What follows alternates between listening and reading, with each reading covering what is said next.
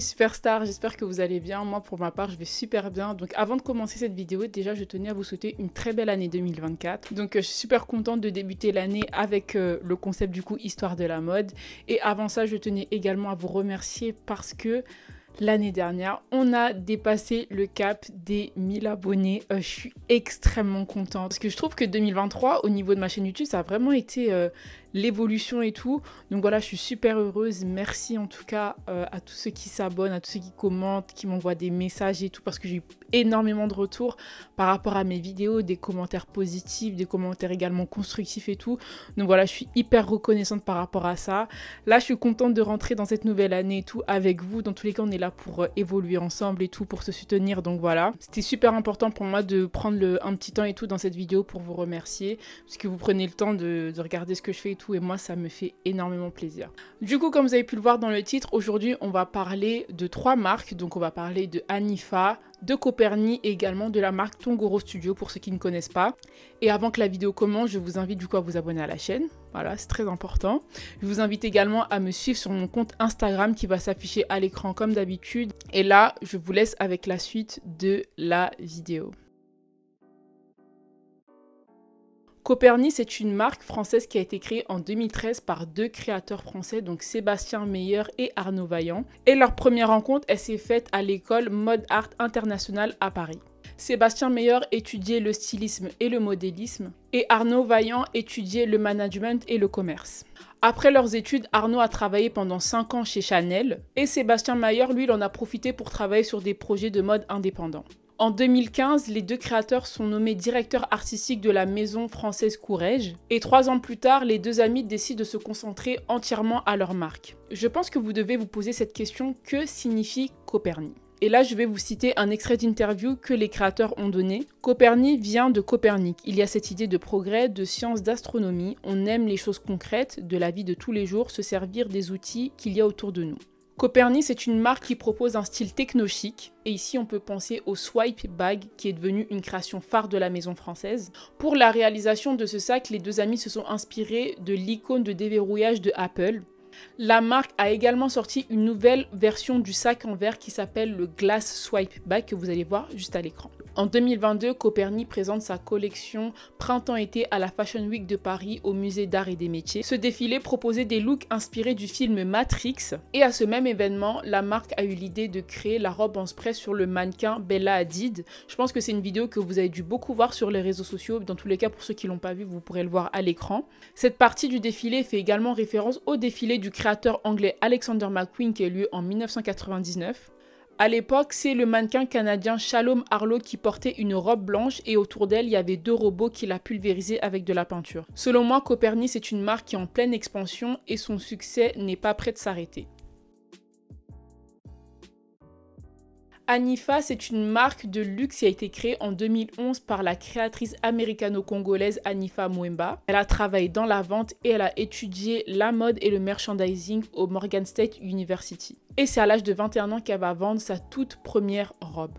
Lorsqu'elle lance sa marque, la jeune femme a des finances assez réduites et pour ce faire, elle utilisait Instagram, des SMS et le bouche à oreille pour faire connaître ses créations et recevoir des commandes. En 2015, faute de moyens, elle décide de fermer son entreprise temporairement et l'année suivante, elle rouvre sa marque et depuis, la marque a connu beaucoup de succès. Des actrices comme Tracy Ellis Ross ou encore Zendaya ont porté ses créations. Sur la couverture du magazine InStyle, Zendaya porte la robe Kinshasa Backless Dress. Et les couleurs qu'il y a sur cette robe en fait représentent les couleurs du drapeau de la République démocratique du Congo. Le bleu symbolise la paix, le rouge symbolise la douleur et le jaune symbolise l'espoir. Le 22 mai 2020, la styliste présente sa collection qu'elle a nommée Pink Label Congo et cette collection a connu un énorme succès grâce à la manière dont il a été présenté.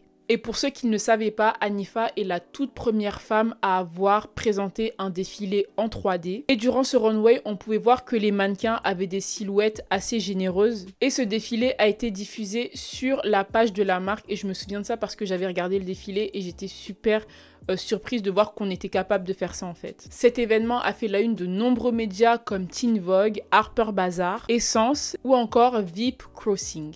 Peu de temps après cet événement, il y a eu un petit scandale. Une marque appelée Bright Thing lui a volé la vedette avec l'aide du magazine Forbes. Et dans l'article que le magazine Forbes avait rédigé, ils ont écrit que Bright Thing était la première marque à avoir réalisé un défilé en 3D alors que c'était faux. Cet article a bien évidemment été supprimé et Forbes en a rédigé un nouveau où ils ont écrit que Hanifa était bel et bien la première femme à avoir réalisé un défilé en 3D. Ce que j'aime énormément avec Hanifa, c'est le fait qu'elle n'hésite pas à dénoncer ce qui se passe en République démocratique du Congo et à travers son travail en fait elle raconte l'histoire du coup de notre pays. Pour ceux qui ne le savent pas, je suis d'origine congolaise et ça fait des années malheureusement qu'il y a des atrocités et tout qui se passent à l'est du pays et en fait le fait de voir une personnalité aussi influente et tout mettre ça en avant, c'est super important pour nous en fait. Il y en a beaucoup qui osent pas parler de ça ou qui en ont strictement rien à faire, alors que si aujourd'hui on a nos téléphones, on a nos voitures électriques etc, c'est grâce au coltan qu'il y a à l'est du pays.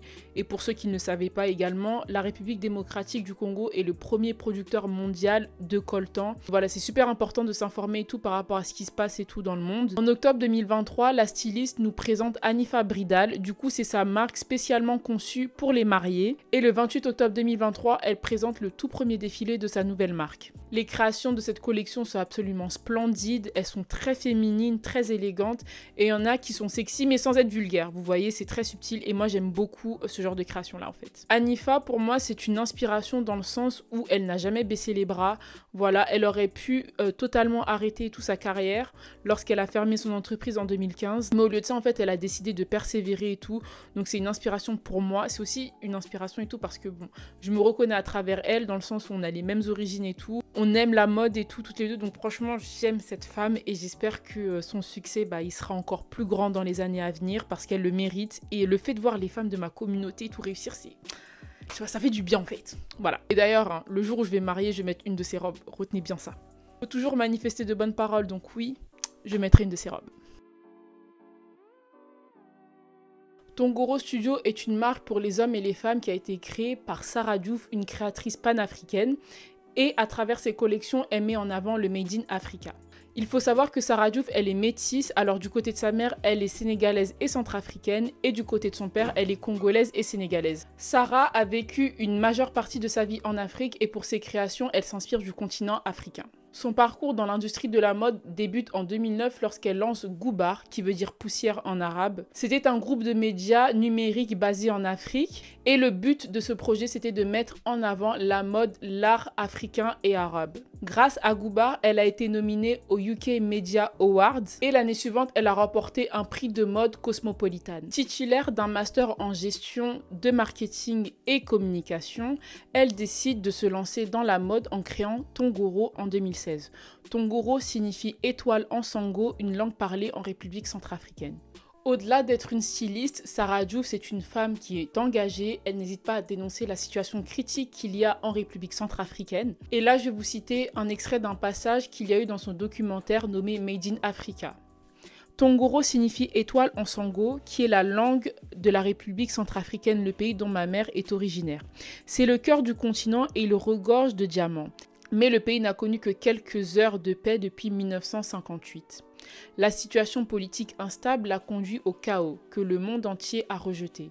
Ainsi, à chaque fois qu'on me demandera ce que signifie Tongoro, je pourrai rendre hommage au cœur même de la mère patrie qui saigne encore, mais qui s'épanouit grâce à ce que je crois être mon but. L'extrait que je viens de partager avec vous, il est apparu dans son documentaire Made in Africa qui est sorti le 25 mai 2020. Comme Hanifa Mwemba, Sarah Diouf n'hésite pas à dénoncer les atrocités qu'il y a dans son pays d'origine. Et je trouve ça remarquable qu'elle puisse le faire parce qu'encore une fois, très peu de personnes avec autant d'influence parlent de ce qui se passe au Congo, parlent de ce qui se passe en Palestine, au Soudan, en République centrafricaine et dans plein d'autres pays dans le monde.